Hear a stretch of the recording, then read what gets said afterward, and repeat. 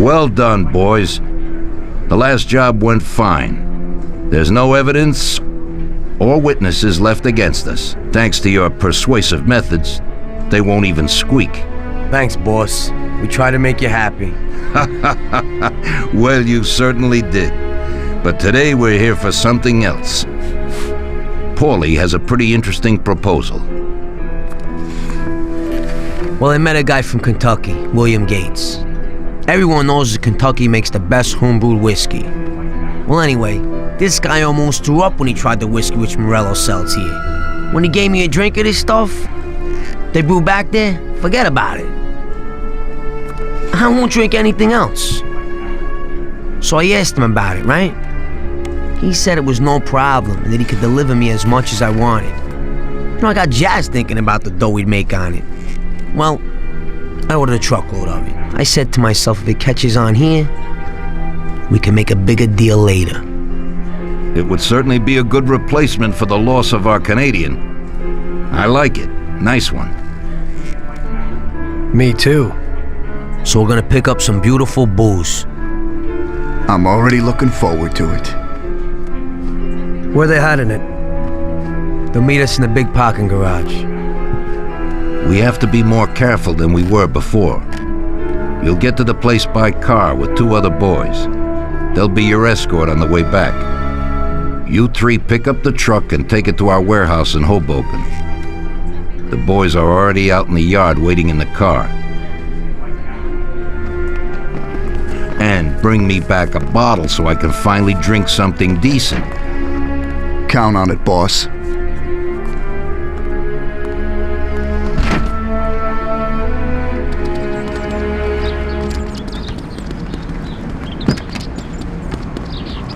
Get in. We're going for some medicine. Here, Tom. This might come in useful. Thanks.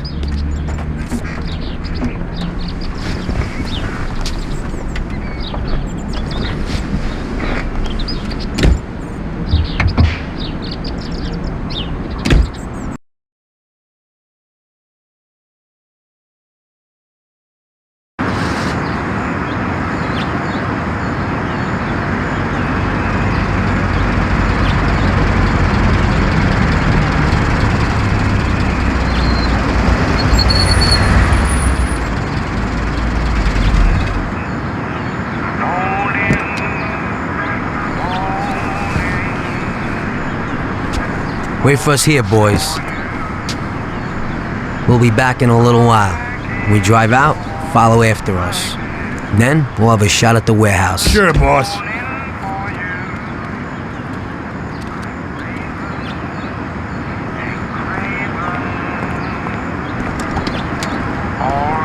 They're waiting for you already, mister. Life holds no charms for me. It's just a prelude in blue.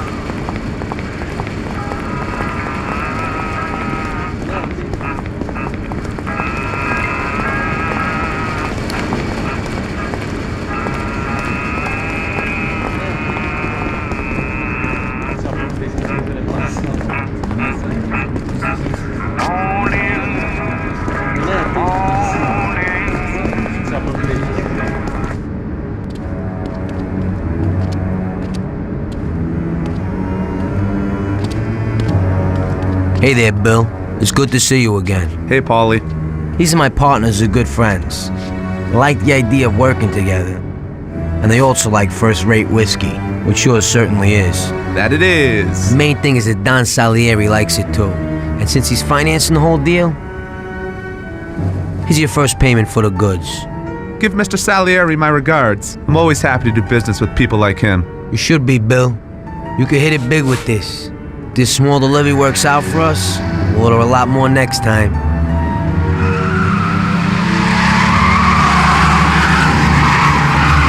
Take cover! What's going on? Jesus, who are they? Fire! Kill the bastards!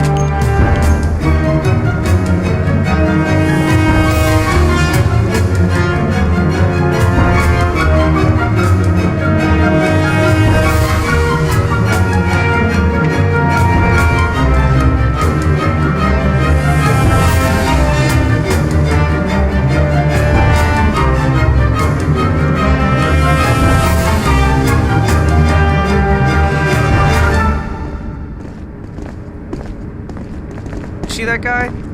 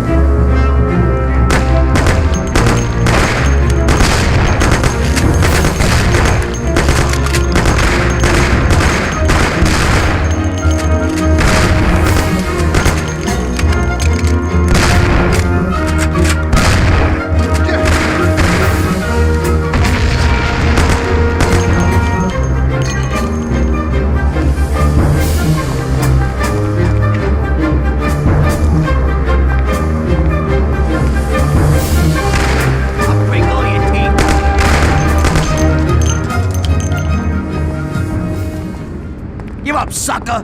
Bill's kicked it. He won't be no magnet now. What the hell was that, Paulie? Who were those hoods? How should I know? Okay. Well, we can't hang around here waiting for more of them to show up. Let's get the truck and get the hell out of here. Tom, you drive. I'll follow behind in one of the other cars.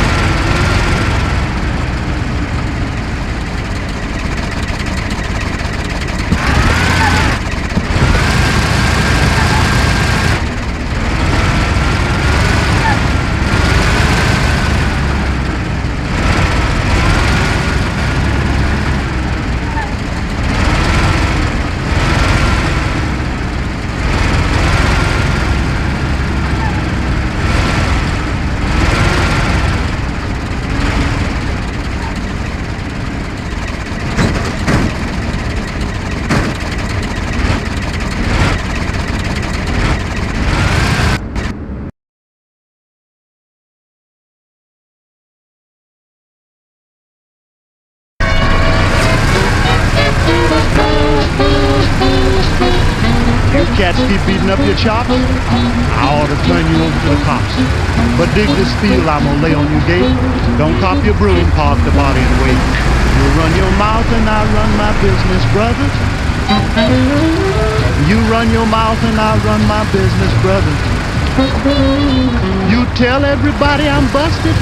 You talk so much you got me disgusted. But you run your mouth and I run my business, brother. You run your mouth and I run my business, brother. You run your mouth and I run my business, brother. You start in telling me you're my pal and end up telling me how to handle my gal. You run your mouth and I run my business, brother. You run your juicy mouth and I run my business, brother. Just run your juicy mouth and I run.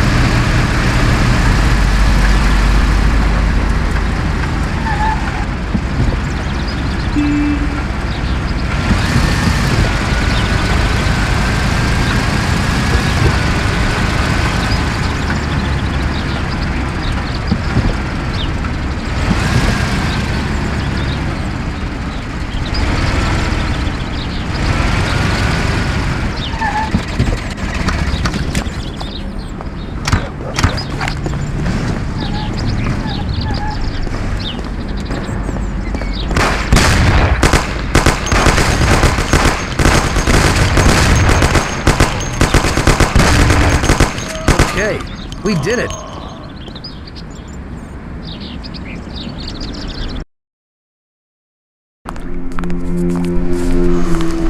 So it looks like Morello got in the way of things again, boss. Can't seem to shake off this bad luck. Boys, you won't believe this, but it's completely the other way around. The only one who really had bad luck this time was Morello. What? I found out who our Mr. Gates really was. And? Gates was never really from Kentucky. He was a small-time thief who stole the goods from Morello and wanted to sell them to us. Morello doesn't think that he almost stopped our deal, but that we pinched a truckload of his most expensive whiskey. I bet that bastard's happy now. Unbelievable! Well, that worked out just fine. Let's drink to that. To another success, boys. Salute.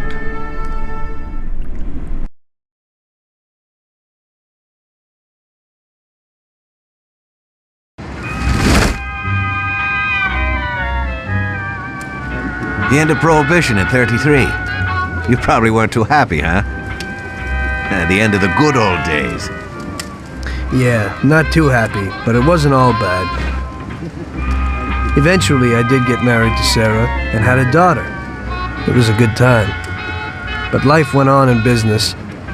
We made a huge amount of dough during Prohibition, which we invested into new deals. A lot of them were legitimate. We had regular firms like construction, transport, restaurants. We ran labor unions.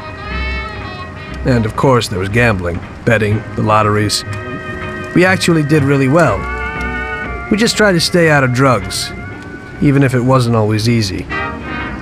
Come on, business is business, right? You're way off there. The Cosa Nostra ain't no Patties or Chinamen. With drugs comes big money and even bigger problems. When someone has a problem with the cops because of drugs, he does the sensible thing. He admits it. If his family catches him, they rub him out. Drugs are taboo. So what, there's some kind of grand poobah passing judgment? Something like that. The leading families choose a boss of bosses. They sort out the big problems and set the rules of the game. So, criminals who break the law have their own courts that judge them? That's just great. Laws aren't changeless holy words. Every country in the world has their own. It's just somebody with a lot of power applying their own will. It depends on the person whether they'll serve someone else blindly or apply their own will. Why should the Don be restrained? The Mafia prevailed through Prohibition with its own laws. A handful of poor, uneducated immigrants from Sicily were stronger than all the laws, courts, and police here in the States. That took some doing. What? With murder? With the suffering they caused? Come on. You think that the Mafia just murders innocent people? The Mafia punishes those who break laws. And the majority of your laws, too. Unfortunately, we can't put anyone in jail or fine them. Everybody who comes and works for us knows what to expect if he breaks the rules. People lie and steal, and there are lots of criminals here who get unbelievable pleasure when they steal from the mob, as well as the mafiosos who get pleasure from cheating the state. And what about all the payoffs, robberies, and raids, huh? Hey, the cops ain't no saints neither. No Don encourages his men to go around harming people. And what other people do on their own isn't our concern. And as for payoffs, most people come to the Don for help and advice on their own. And they'll pay gladly for it. The Don is an esteemed person, but not every Don is like Salieri. That's the truth. There you go. Your system works, but you know why? Because you're a bunch of selfish murderers. And you only care about your own gain. All your efforts are spent ensuring that you live like pigs in shit. That's why you're so successful. You're only looking out for yourselves.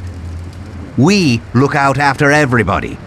A few cops have to ensure law and order for all, and that's a much harder job.